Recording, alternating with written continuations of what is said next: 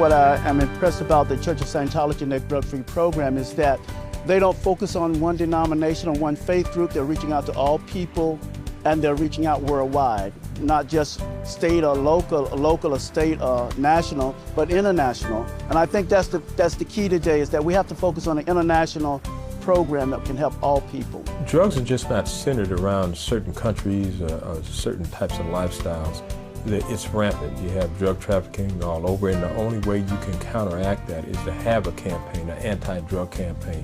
And I've never seen any kind of campaign of this magnitude to address that issue. The Church of Scientology seems to have said that we're going to approach this in a systematic way, we're going to approach it in a comprehensive way, we're going to do it in a national way, in a worldwide way. There's a lot of places to talk about being drug-free, but the only program that I see that's consistent out there and it's saying over and over again is the Church of Scientology. I have worked with youth and young adults of all ages for over, I would say, 27 years.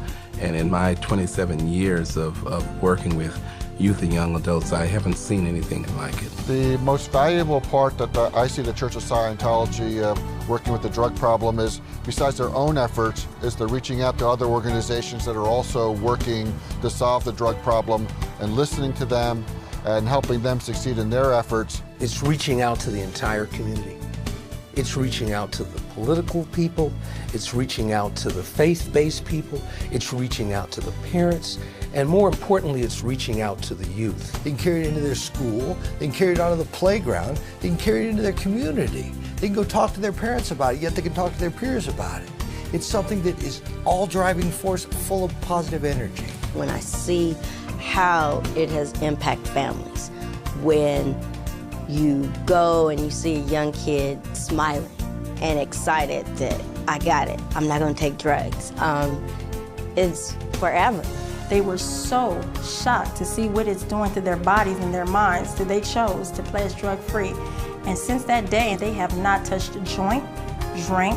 They don't hang out in the streets anymore. They're in school, bringing home the grades. Governments can talk, but the Church of Scientology is out there, foot soldiers of the world, and they're saying to the people of the world, particularly the young people of the world, say no to drugs. It's high profile, it's right out there, it's in your face, and it's where it's happening. It's at the cold face of society, on the streets, where the drugs are being sold.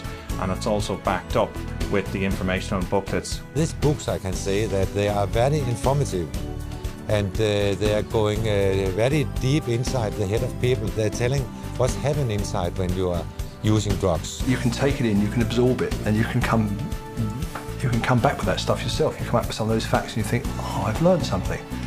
And you can really learn from those booklets. Even the printers were asking me where these booklets were being distributed, could they have some? And I realized it had quite an impact on not only the printers being fathers and mothers, that they could actually take it into their schools. I didn't see any organization, including the state, was doing the job. But the Scientologists were working on the ground to save people and youth from drugs. I see the result. The results are well registered, and it cannot be compared to the other campaign organized by the other organizations, since the results are more practical and more effective.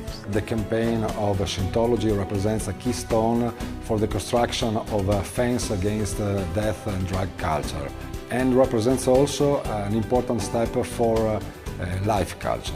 The Church of Scientology and the drug-free campaign have such important purposes that we could not build a future without them. What I promised several years ago when I joined as a supporter of the drug-free marathon is that I will support this program because it is very useful and very valuable. Not only useful, but very valuable. The work the drug-free ambassadors does is so important, because these people are going to be tomorrow's Australia, tomorrow's leaders. The learning thing for the youth, and at the same time for parents, because parents don't know what effects they're doing to the children. So for me, my involvement is personal, and at the same time I will do anything to get this information out there. I believe these programs should be into our curriculum, in our school education curriculum, definitely on our Manai program, all training programs in this country. I am the right of people coming off the drugs is about 80%. You see, just because of information, you see, you get the ripple effect. When there is fire, people think 911. So you hear anti-drug.